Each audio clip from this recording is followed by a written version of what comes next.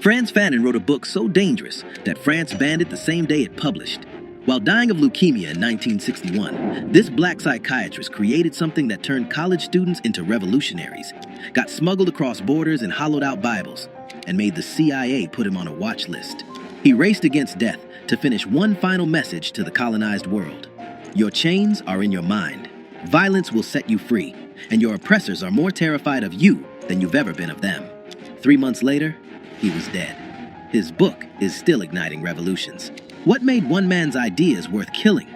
Fanon told colonized people worldwide that their mental enslavement mattered more than their physical chains, and that force against oppressors wasn't just justified, it was psychologically necessary for liberation. Steve Biko built South Africa's Black consciousness movement on his theories. Palestinian fighters and liberation movements from Bolivia to Ghana still quote his manifesto like scripture.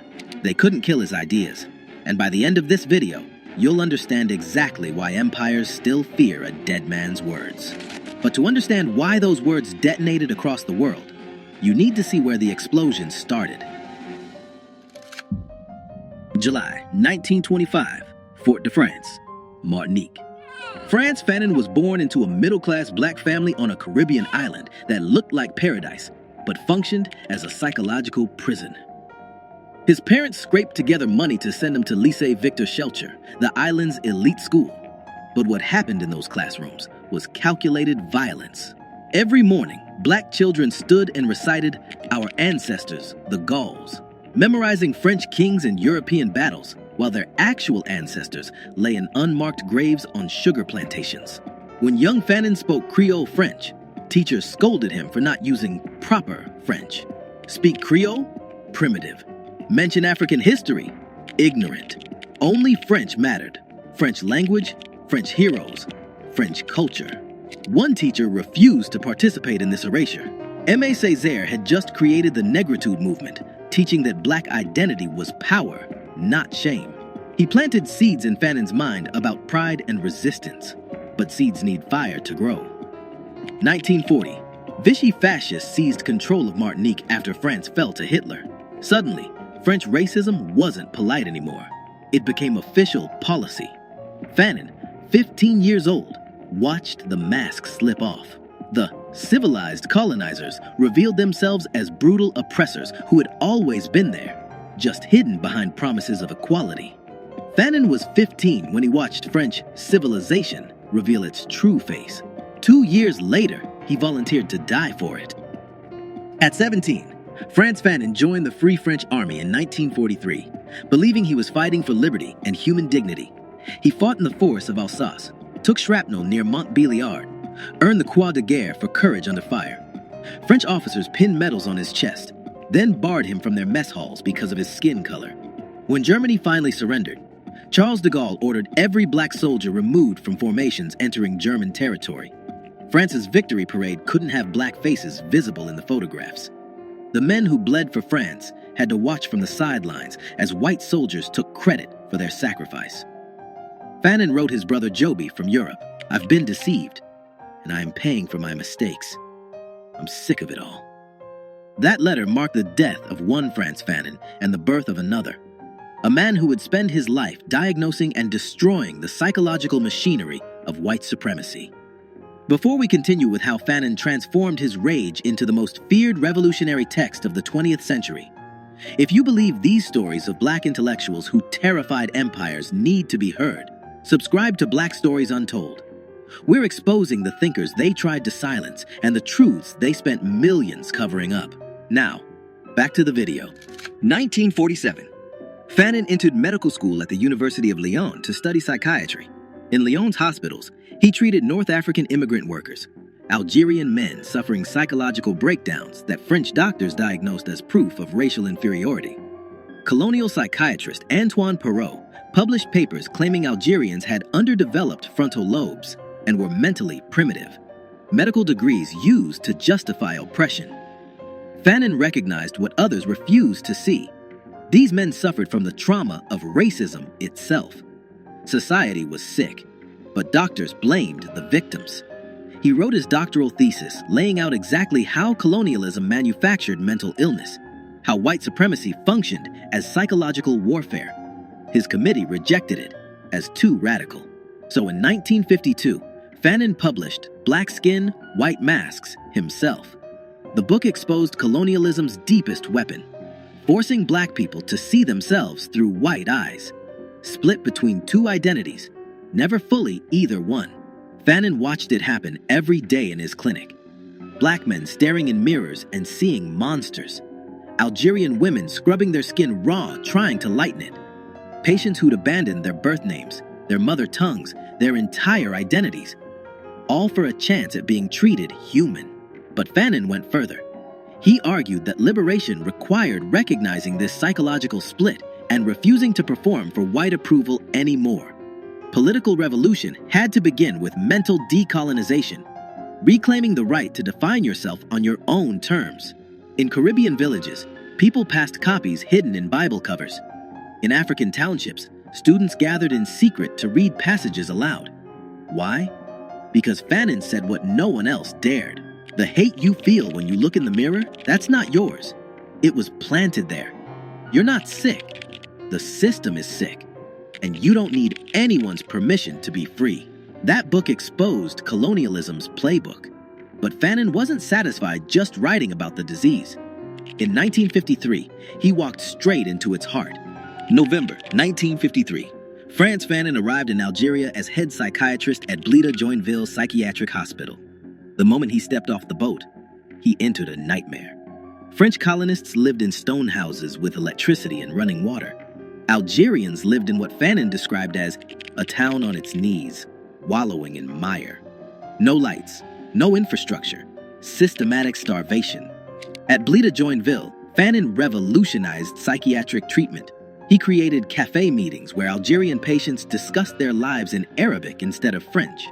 He established workshops for basket weaving and pottery, organized Muslim and Christian religious celebrations, started a patient-run newspaper. He was reconnecting people to their culture instead of forcing them to assimilate into French normalcy. But his patient roster revealed the true horror. French soldiers who brutalized Algerians during interrogations came to him with nightmares and psychological breakdowns. Algerian victims arrived unable to speak, unable to stop screaming. One French policeman sought treatment because torture had made him violent at home. He was battering his wife and children. The man didn't want to stop brutalizing Algerians. He wanted relief from the psychological cost so he could continue with a clear conscience. Fanon stared at an impossible truth. You cannot heal individuals in a society built on violence. November 1954. The FLN, or the National Liberation Front, launched coordinated attacks across Algeria, declaring war on French colonial rule. Frantz Fanon immediately chose a side. His hospital became a secret sanctuary. He treated wounded FLN fighters, hid weapons, provided medical cover for revolutionaries. By 1956, this impossible double life was destroying him. He was a French government employee, helping France massacre the people he was secretly protecting. On November 1956, he wrote his resignation letter. There comes a time when silence becomes dishonesty. France expelled him in January 1957, giving him 48 hours to leave Algeria. Fanon went underground instead. He surfaced in Tunis, joined the FLN openly as editor of their newspaper, El Mujahid, and became the intellectual voice of Algerian liberation. France thought expelling him would end the threat. Instead, within months, Fanon had become Africa's most dangerous diplomat. As FLN ambassador to Ghana, Frantz Fanon traveled across Africa, meeting revolutionary leaders. Kwame Nkrumah in Ghana, Patrice Lumumba in Congo, Felix Mumi in Cameroon. At the 1958 All-African People's Congress in Accra, he advocated passionately for the African Legion, a continent-wide armed force that could coordinate liberation struggles from Algeria to South Africa. European powers understood the threat. One unified Africa, sharing weapons, tactics, and revolutionary consciousness, could dismantle the entire colonial project. Fanon was the architect connecting these movements. French intelligence sent assassins. Near the Algeria-Tunisia border, a landmine detonated under Fanon's car. 12 vertebrae fractured. He survived, barely. More assassination attempts followed. His body was breaking, but he kept traveling, kept writing, kept building networks of resistance. Then in December 1960, doctors diagnosed leukemia, months to live. Fanon's response? Raced death itself by dictating the most dangerous book ever written about colonialism. March through May 1961, Frantz Fanon lay in a Tunis hospital bed, dying, while his wife Josie sat beside him with pen and paper. For 3 months, through waves of pain, he dictated The Wretched of the Earth. Josie wrote frantically, capturing every word before the disease could silence him forever. The book opened with a declaration that made governments ban it immediately. Decolonization is always a violent phenomenon. Fanon explained that colonialism was born through force and maintained through force. Therefore, only force could destroy it. The colonizers spoke only one language: force. His most controversial argument came next. Violence had therapeutic value for the colonized. Fighting back didn't just win political freedom, it restored psychological humanity. Violence is a cleansing force that frees the native from his inferiority complex and restores his self-respect. The oppressed needed to fight not for revenge, but for rebirth. Jean-Paul Sartre wrote a preface that turned controversial into explosive. He told white European readers, to shoot down a European is to kill 2 birds with 1 stone, to destroy an oppressor and the man he oppresses at the same time. France banned the book the day it published. They smuggled it anyway, in hollowed books, in suitcases with false bottoms, passed hand to hand across Africa, Latin America, the Caribbean, and into American ghettos where the Black Panther Party would make it required reading. Frantz Fanon's leukemia accelerated. He flew to Rome for one final meeting with Sartre, then accepted a CIA offer for treatment in the United States. He traveled under the name Ibrahim Omar Fanon. What happened next remains disputed. By the time Fanon received proper treatment at a Maryland hospital, it was too late. Double pneumonia set in. Some historians argue bureaucratic delays killed him. Others suggest the CIA calculated that a dead Fanon posed less threat than a living revolutionary icon who might survive to inspire more uprisings. December 6, 1961. Frantz Fanon died at 36, 7 months before Algeria won independence. He never walked free streets in a liberated Algiers, but his words were already spreading like a virus through every colonized nation on Earth. The Black Panther Party made The Wretched of the Earth required reading for all members. Bobby Seale handed Huey Newton a copy at one of their first meetings. Frantz Fanon's analysis of police as occupying forces became the intellectual foundation of their 10-point program. When Panthers organized armed patrols monitoring police in Oakland, they were applying Fanon's theory that colonized people must meet violence with organized counter-violence. In South Africa, Steve Biko used Fanon's psychology of liberation to create the Black consciousness movement.